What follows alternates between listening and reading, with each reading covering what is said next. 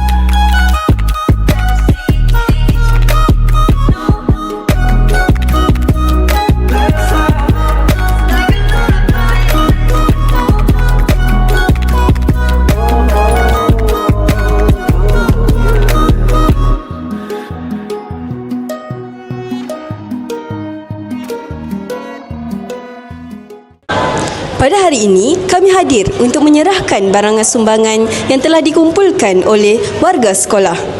Antara aktiviti-aktiviti yang telah dijalankan termasuklah mengemas rumah Ronald McDonald, sandwich making session, sock doll workshop dan juga aktiviti menanam sayur-sayuran.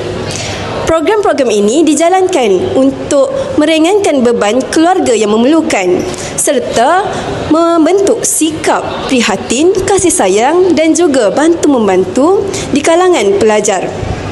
Kami berharap agar sumbangan yang diberikan ini dapat memberi sedikit kegembiraan dan juga semangat kepada ahli-ahli keluarga di rumah Ronald McDonald. Sekian daripada saya. Wabillahi taufiq wal hidayah. Wassalamualaikum warahmatullahi wabarakatuh. Jangan lupa like, share dan juga subscribe TVPSS Seri Sarjana.